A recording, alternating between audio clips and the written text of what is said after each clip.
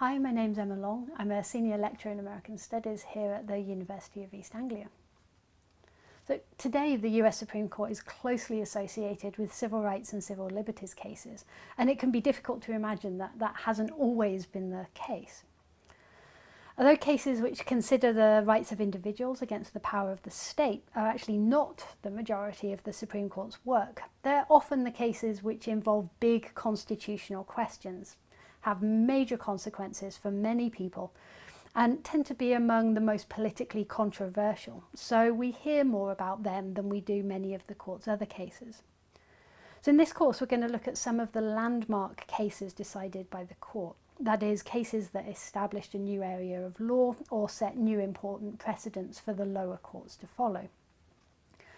We'll look at why they were important, consider some misconceptions about them, think about the role played by the political or social context, and discuss what we can learn from them. But before we do that though, in this part we'll consider how civil rights and civil liberties cases came to be such an important part of the court's work. And we'll also look at some of the questions that we should ask when reading Supreme Court opinions. The period of American history that began around 1960 and lasted for between a decade and a half, depending on who you ask, is often referred to as the Rights Revolution.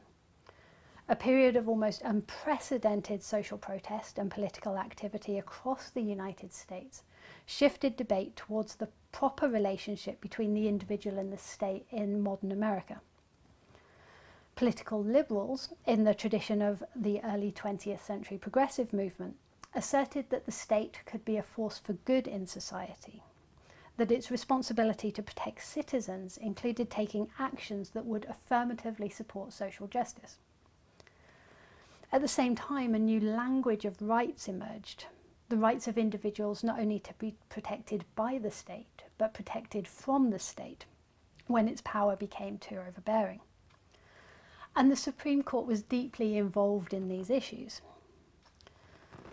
The second half of Earl Warren's tenure as Chief Justice saw the court hand down an unprecedented number of cases interpreting the provisions of the Bill of Rights in ways which expanded and protected the power of the individual.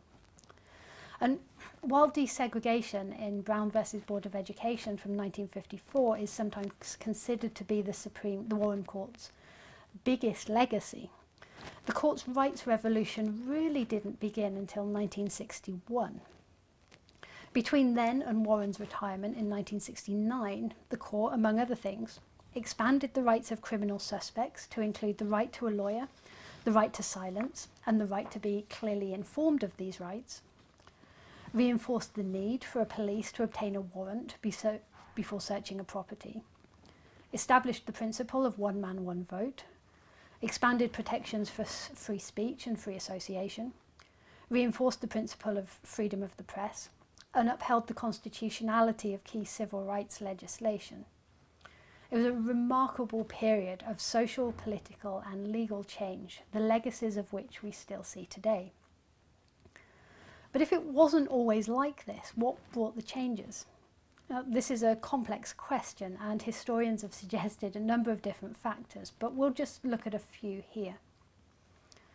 First, as I mentioned, the progressive movement of the early 20th century believed in the power of government to be not just a necessary evil, as had been the view of the founders and for much of the 19th century, but a force for positive social change. Progressives were successful in lobbying the government to pass legislation to protect standards in food production and medicine, as well as maximum working hours and safety laws in industrial settings. This was then expanded by the New Deal in the 1930s. In the emergency of the Great Depression, states looked to the federal government for help. The range of laws passed by the federal government as part of the New Deal fundamentally altered the relationship between states and the federal government.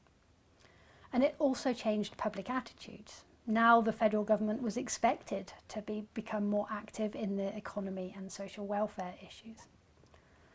But a key question that came as a result of this was how far the government could legitimately take action in these new areas. Attitudes on the court were also changing.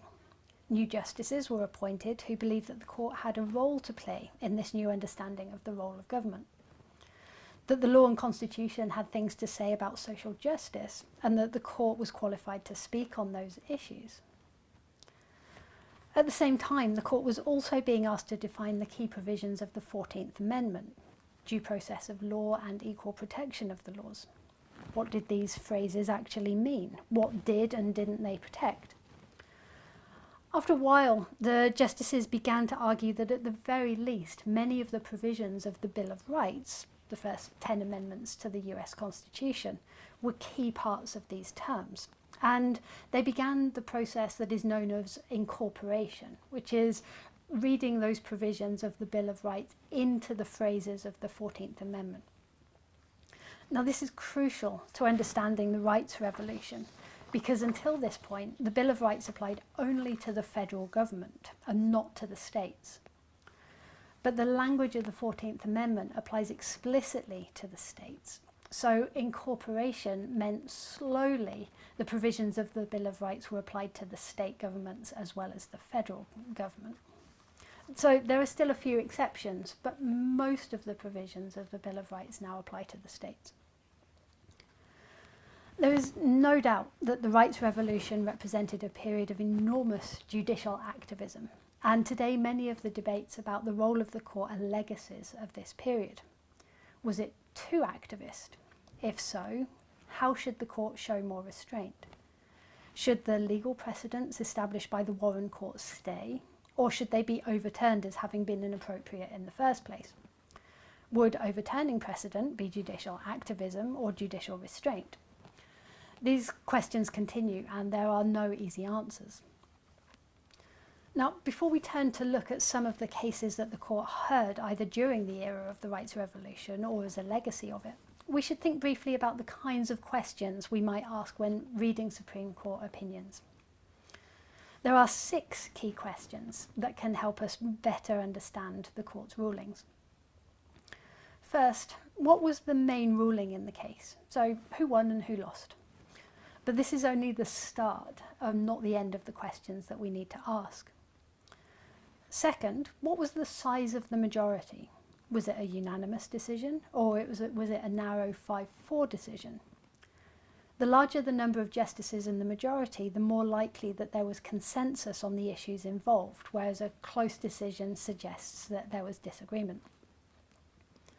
Third, what do the opinions say? This is the court's reasoning for the result, and they're really important. Reasons can be small and narrow and apply only to cases exactly like the one in which they're handed down, or they can be broad and sweeping and have huge impact. Decisions might be made on small, technical, narrow grounds, or big, broad principles. Whichever it is, these tell us something about what's happening within the court and why it came to the decision that it did. You might also ask if there are concurrences and dissents, and what reasons the justices give for those opinions. Question 4. Who wrote the majority opinion? Was that person assigned to keep them in the majority? Because they're an expert in the subject they're writing? Because they've written in similar cases before? Or because they haven't written in similar cases before? If it's the Chief Justice writing, is it because the court sees it as a really important issue that needs the weight of the Chief Justice behind it? The author of the majority can sometimes, although not always, tell us something about what's happening within the court itself. Question 5. What previous cases does the opinion refer to? This can tell us how the court is thinking about past cases and whether there's continuity or change. And question 6. Does the opinion suggest there is a fundamental right at stake in the case, or does it emphasise the importance of the role of government? If the former, then the individual is more likely to win. If the latter, then the government is more likely to be the winner. So with these questions in our minds, let's turn to look at some of the Supreme Court's landmark cases, how they were decided, and why they're important.